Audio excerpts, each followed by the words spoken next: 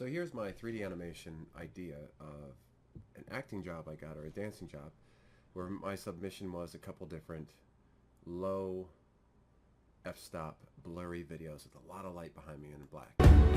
No hope, just lies and you start to cry in your I thought that'd be great for a robot. That's the job. So what I did was I then took a robot arm that I found on the internet and I created something like this. No hope, just lie. No hope, just lie. And I figured I could put this arm everywhere. Now if you'll notice here and there, it'll be behind me, just a little bit behind me if I can get there. It's either in front of me, or if we get it there, it's kind of hard to jump in there. Or it's behind me. It's a little bit of a mistake where I've traced the whole thing. So this takes a long time. There's 30 frames a second in this video. And in 3D Studio Max, I found the model on the internet, so I didn't have to build the whole thing and take the time to do that. There's the robot. I'll take the grid off, and it has little parts. So you have to take each part and rotate it over time. You know, rotate this whole thing over time and put in keyframes. And at the bottom, you'll see this playing back and forth as it goes around. I put this robot arm and connected it to this wheel, this circle.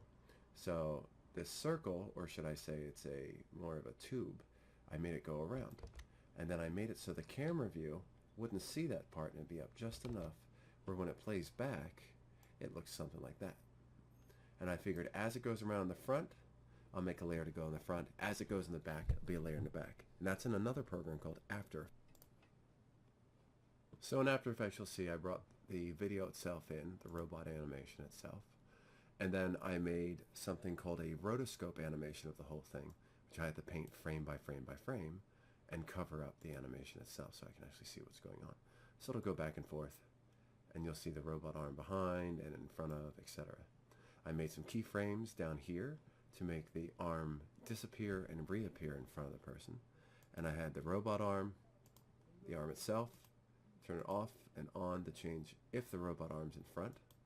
So let's find a frame where the robot arm is in front. I'll zoom in a little bit here and show you right about here maybe, because the arm will be in front.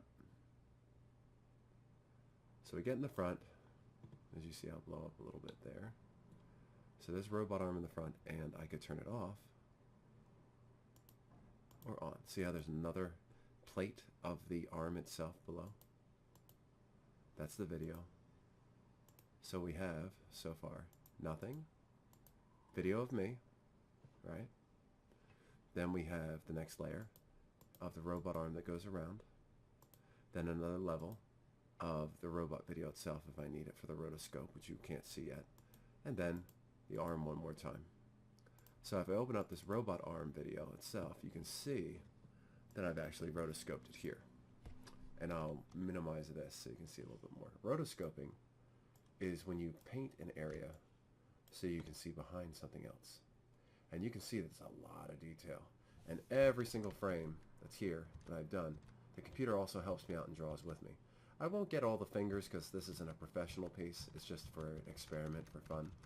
But you get the idea that I'm going around. It's trying to capture that motion. Luckily, that black and dark is easy for it to capture and trap. If I went a little bit further, you can see if I brought into this, I'll do my own frame here for an example. I can use the paintbrush and I can paint in there and it'll capture all that. See, the computer's pretty good at capturing it because I've already taught it by brushing in a couple areas where to go. So those are the keyframes and where things are, and it'll follow around. Just like traditional paint it out and you'll see something behind it. So what does that do over here? What that allows me to do is do this. I could turn this arm on, and these keyframes down here turn the arm on or off visibly. So let's say it's in front, and it is right there. Let's say it's still in front right there. Watch this. All right, there we go. We're not going to do that. And we're just going to move the item. See? It looks like it's in front, but it's just a frame of that rotating robot arm. Now, what does it look like when it's behind it? Let's go back and turn that off and hit the arm from behind. Now look, see, that's the rotoscope person that I put on top. So it looks like it's behind. See, regular video, person on top. Then you have the robot arm.